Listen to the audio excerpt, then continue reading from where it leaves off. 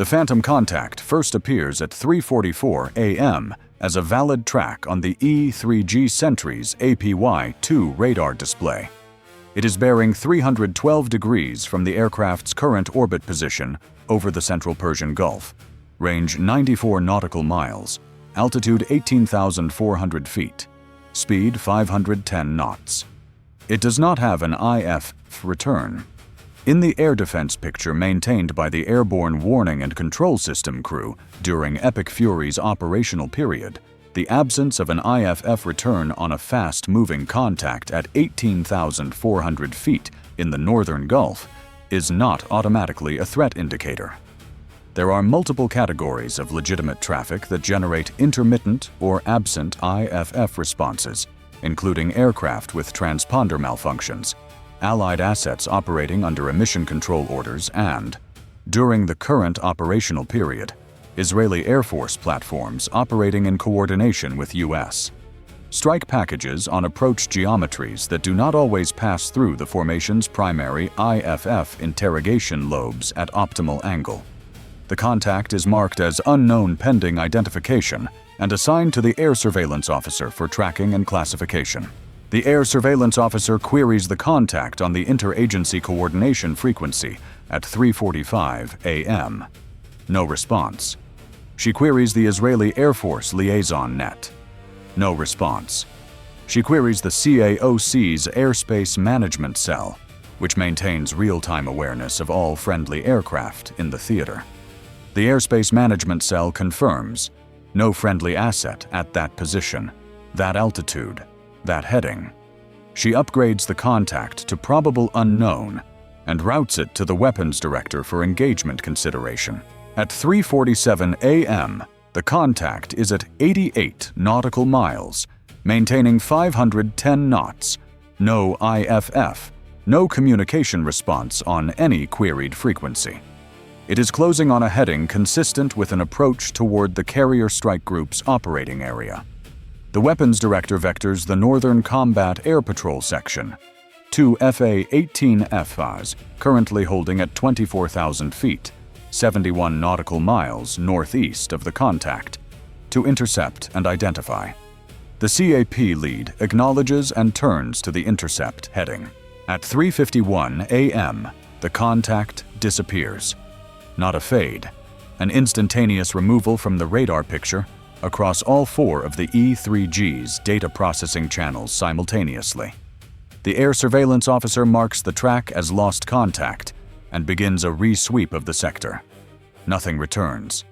The CAP lead, now 52 nautical miles from the last known position, continues to the datum on the weapons director's instruction to conduct a visual and sensor sweep of the area. His radar shows nothing. His targeting pod shows nothing. He makes 2 passes across the datum area and calls negative contact at 3:58 a.m. At 4:02 a.m., a second contact appears. Bearing 287 degrees, range 81 nautical miles, altitude 22,000 feet, speed 580 knots. No IFF. The process repeats. Queries, no responses. Weapons director vectors CAP. The contact disappears before the CAP section reaches visual range. At 4:09 a.m., a third contact. Bearing 301 degrees, range 103 nautical miles. The CAP South section, the second 2-ship element currently holding at lower altitude on the southern patrol station, is vectored to this contact, while the North section is still recovering from the previous intercept. By 4:11 a.m., both CAP sections are committed to contacts that do not exist, deployed to the northwestern and western sectors of the air defense picture, 90 to 110 nautical miles from the carrier strike group. At 4:14 a.m., the actual IRGC strike package launches from 3 mobile surface-to-air missile transporter erector launchers positioned in the elevated terrain, 60 kilometers north of Bandar Abbas. 14 Shahed, 238 jet-powered one-way attack platforms lift in a rapid sequence launch window of 22 seconds. The Shahed 238 is faster than its propeller-driven predecessor. cruise speed in the range of 650 to 700 kilometers per hour, and its composite airframe has a radar cross-section that sits at the lower edge of the E-3G's reliable detection range at moderate altitude. The 14 platforms are flying at 800 feet above the sea surface, below the radar horizon geometry that the E-3G's look-down coverage provides against a cluttered sea surface. Return at that range. They are not in the air picture. They will not be in the air picture until they climb to attack altitude at approximately 14 nautical miles from the formation, a range at which the E-3G should normally detect them with 6 to 8 minutes of warning time before they reach the carrier. At 4:14 a.m., both cap sections are 90 to 110 nautical miles away from where the Shahed 238 platforms are going.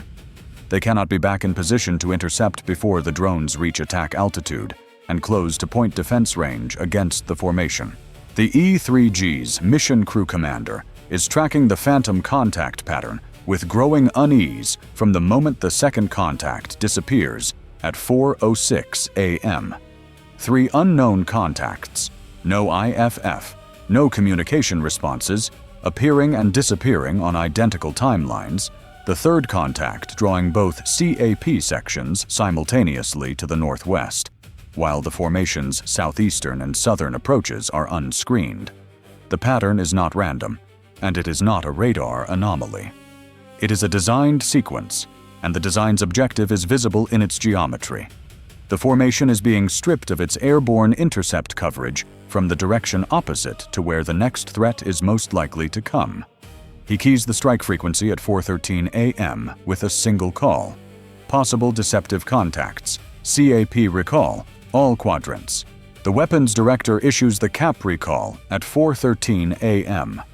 The north section is 107 nautical miles from the carrier. The south section is 92 nautical miles. At maximum military power, they can be back in intercept position geometry in 8 to 9 minutes.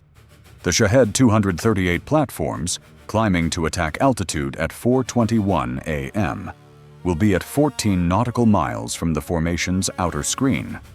The math does not resolve cleanly.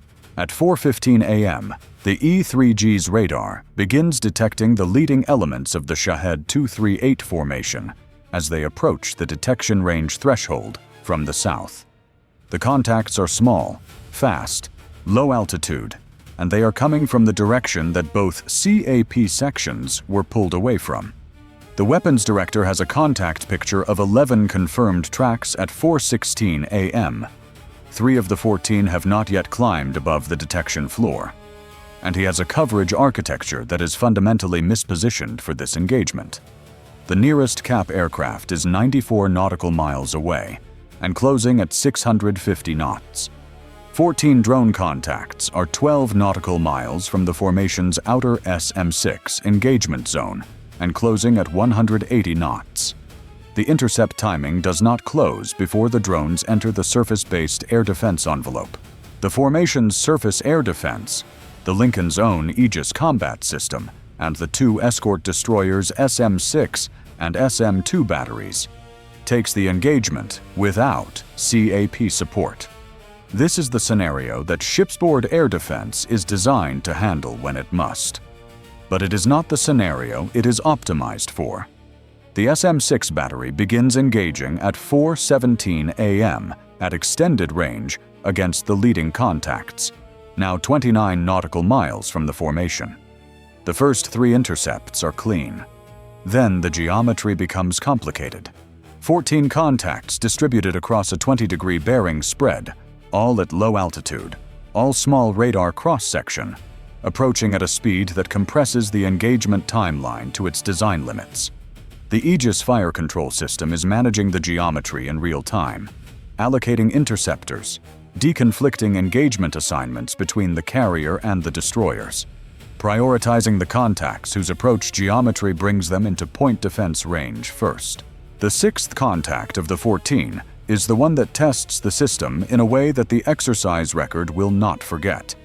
It is approaching on the optimal bearing for penetrating the formation's SM-6 coverage zone. the geometric gap between the two destroyers' engagement sectors that exists, because the destroyers are positioned on the carrier's bow and quarter rather than beam to beam, optimized for strike operations rather than point defense.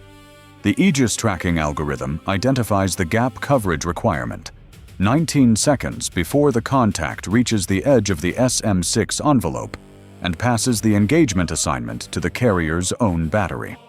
The SM-6 fires at 4:19 a.m. The intercept solution is marginal. The contact's approach geometry combined with its low altitude and small cross-section gives the terminal guidance seeker a narrow acquisition window. The seeker acquires at 4:19:47 a.m. The intercept detonates at 4:20:01 a.m., 4.2 nautical miles from the Lincoln's port beam. The debris field scatters across the water. No impact on the ship. The flight deck crew, who have been in general quarters since the initial warning at 4:13 a.m., hear the detonation through the hull and through the 40-year institutional memory of a ship that was built to survive in an environment where 4-mile intercepts are not theoretical. The remaining 7 contacts, 3 never climbed above the detection floor, 2 were engaged by the Cap South section, which re-entered the engagement area from the northwest at 4:21 a.m., and took 2 intercepts in rapid succession at 11 and 9 nautical miles from the formation. And 2 were engaged by the CYWS as a final backstop at ranges between 1,800 and 2,400 meters, are all removed from the battle space. The CIWS activations generate fragment debris that falls in the water astern of the Lincoln. The nearest piece of wreckage from the final 2 intercepts is recovered from the water 340 meters from the ship's stern by a damage control swimmer at first light. He bags it as required, photographs it, and brings it aboard. In the flight deck's damage control office at 6:47 a.m., with the sun barely above the horizon and the smell of hydraulic fluid and salt air coming through the open hangar bay doors, the senior damage control petty officer looks at the piece of composite airframe material in the bag and notes in the log that it is 14 centimeters long, consistent with the leading edge of a drone wing, and that it came from something that was over the ship 340 meters ago and is now in a plastic evidence bag. He seals the bag, labels it, and returns to his station. The engagement lasted from 4:14 a.m. to 4:23 a.m. 9 minutes of surface-based air defense against a contact set that the formation's air architecture wasn't optimally positioned for, conducted with 1 cap section, still 40 nautical miles from useful intercept geometry for most of the engagement, and the other only re-entering effective range at 4:21 a.m., 7 minutes into a 9-minute engagement window. The cost of the cap misposition is not theoretical. It is visible in the engagement record as the difference between a 14-contact fight, conducted entirely by surface-based systems at their operational limits, versus one where CAP participation would have taken 8 to 10 of the 14 contacts at extended range before they reached the SM-6 engagement envelope. The difference in SM-6 expenditure, 27 missiles fired versus an estimated 10 to 12 that would have been needed with full CAP coverage, represents a significant drawdown of the formation's long-range air defense magazine that takes 48 hours to partially restore through resupply. During those 48 hours, the strike group operates with a reduced SM-6 inventory that is noted in the 5th Fleet's situational awareness reports as a constraint on the formation's ability to absorb a second high-density engagement without intermediate resupply. All 14 Shahed 238 platforms are accounted for. 0 reach the formation with intact warheads. But the engagement was conducted without the CAP coverage that the strike group's air defense architecture depends on, against a contact density at low altitude that pushed the surface-based systems to their operational design limits, with 1 intercept at 4.2 nautical miles.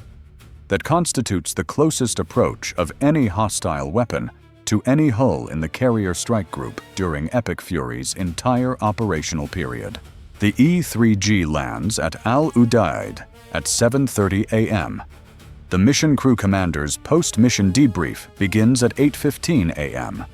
By the time he has walked through the phantom contact timeline a third time, the appearance and disappearance intervals, the bearing sequence that drew both cap sections simultaneously to the northwest, the 60-second gap between the last phantom contact disappearance and the Shahed 238 launch, the intelligence officer facilitating the debrief has stopped taking notes and started making calls. The investigation into the phantom contacts focuses from the beginning on a narrow technical question. How do valid radar tracks appear on the E-3G's processed air picture without corresponding targets in the physical environment? The APY-2 radar is not susceptible to simple jamming at the power levels any known IRGC platform could generate at the ranges involved. The contacts had defined trajectories, defined altitudes, defined speeds. They were not jamming artifacts or multipath reflections. They were synthetic tracks, and synthetic tracks in a processed radar display can only be generated in two ways: through an external injection into the data processing architecture, or through a modification of the software that interprets raw radar returns and builds them into the air picture. The E-3G aircraft that flew the March 10th mission received a software update to its mission computing system 6 days earlier, on March 4th, at Al Udeid. The update was classified as a routine maintenance patch covering a processing efficiency issue in the radar's track management algorithm, a fix for a known performance degradation that had been affecting track continuity at long range in high-clutter environments.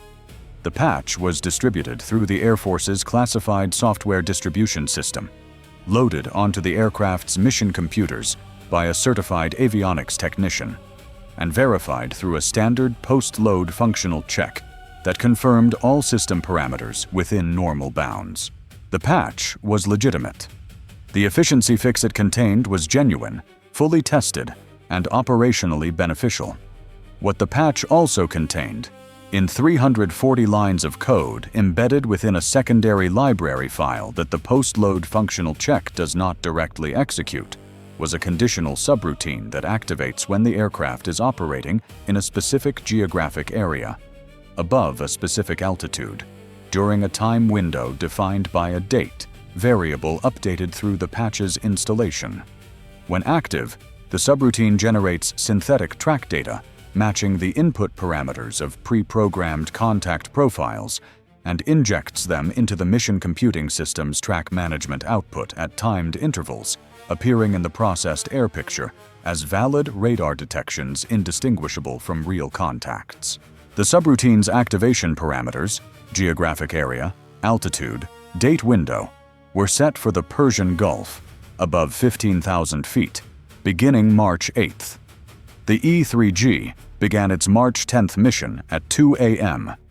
The phantom contacts began at 3:44 a.m., 104 minutes into the mission, consistent with a subroutine timer designed to activate after a stabilization period that avoids the post-launch system's check window. The 340-line subroutine is found by the software forensics team at 4:47 p.m. on March 10th, 9 hours after the E-3G landed. The team lead describes the discovery in a classified incident report submitted at 6:30 p.m. as the most precisely constructed software insertion she has reviewed in 14 years of avionics security work. The subroutine is not in any primary library file that standard integrity verification checks against a known good baseline. It is in a secondary library file that is called by the primary track management code, but is not itself listed in the integrity verification manifest, a gap in the verification architecture that exists, because the secondary library was added to the system in a previous patch 2 years earlier, and was not included in the manifest update cycle at the time of addition. The subroutine has been invisible to every integrity check run since the patch was installed, because the check was never configured to look at the file that contained it. The origin of the compromised patch is traced through the software distribution chain over the following 72 hours. The patch was authored by a software development team at an Air Force Avionics Support Center, validated by 2 independent code reviewers, and digitally signed before distribution. The digital signature is valid. The code that the reviewers reviewed and signed was clean.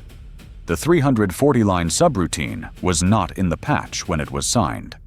It was inserted between the signing event and the distribution event, in the 14-hour window when the signed patch package resided in the distribution system's holding repository, before it was released to the fleet. The insertion required authenticated write access to the distribution repository at a level limited to 5 individuals with repository administrator credentials. 4 of the 5 administrators have access logs consistent with normal activity. The 5th has an access event during the 14-hour window that is in isolation, not anomalous. A routine repository maintenance function that would explain a brief session with write-level access to the holding area. The session lasted 22 minutes. The 340 lines were inserted in that window. The administrator whose credentials authorized the session is at an Air Force installation in the continental United States. NCIS and the Air Force Office of Special Investigations execute a coordinated response at his residence and workstation at 3:15 a.m. the following morning. His financial records show a pattern consistent with 3 previous cases in this conflict period's investigation record. Payments routed through offshore intermediaries to a domestic account. Amounts and timing consistent with task completion payment architecture. Total received over 7 months, $94,000 across 11 transactions. He is taken into custody at 3:22 a.m. He does not speak. A full forensic review of his workstation recovers the development environment used to write the 340-line subroutine. A portable virtual machine on an encrypted partition that standard drive imaging would not have found without the specific partition recovery protocol the forensics team applies, because they were told to look for it. The virtual machine contains the subroutine's version history, 7 draft iterations, each refining the contact profile parameters and the geographic activation conditions, beginning 14 weeks before the patch was published for distribution. He built it over 14 weeks. He waited for the right patch to carry it. When the efficiency fix was published and he had write access to the repository during the holding period, he inserted it and closed the session in 22 minutes. The patch has been installed on 3 other E-3G aircraft in the theater. Emergency re-imaging of all 3 mission computing systems begins at 4 a.m. the morning after the arrest, with the subroutine's exact binary signature used as the detection target. All 3 are confirmed compromised. All 3 are re-imaged before their next scheduled missions. The Air Force's entire E-3G fleet worldwide receives an emergency integrity audit notice at 6 a.m. The audit will take 11 days to complete across all active airframes. The secondary library file gap, the verification architecture failure that allowed the subroutine to exist in a file no integrity check examined, is addressed by an emergency manifest update that adds every secondary library to the verification scope. The update is distributed fleet-wide within 48 hours. The gap had existed in the verification architecture for 2 years. It took 14 minutes of IRGC directed subroutine deployment to close it. The classified after-action documentation records the following: 14 phantom contacts generated across 3 appearance-disappearance sequences over 31 minutes, designed to draw both cap sections to the northwestern sector simultaneously. 14 Shahed 238 platforms launched during the cap coverage gap, all accounted for. 1 intercept at 4.2 nautical miles, the closest hostile weapon approach to any carrier hull during Epic Fury's operational period. 0 damage to fleet assets. 1 340-line subroutine, 14 weeks in development, inserted in a 22-minute repository access window. 4 E-3G airframes compromised by the same patch. 1 administrator taken into custody with $94,000 in documented payments, and 14 weeks of subroutine development history on a hidden partition. 1 secondary library file that no integrity check was configured to examine. 1 mission crew commander who called the cap recall at 4:13 a.m., 1 minute before the Shahed 238 platforms launched, because the geometry of 3 disappearing contacts looked more like a design than an anomaly. The air picture is only as reliable as the software that builds it. A synthetic contact in a trusted display is not a deception of the sensor. It is a deception of the operator, presented through the interface that the operator trusts most. The defense against it is not a better radar. It is the judgment of the person watching the screen who recognizes 60 seconds before the real threat launches that the screen is showing them something that was built to be believed rather than something that is real. The cap recall was 1 minute early. The margin for everything that followed was built in that minute.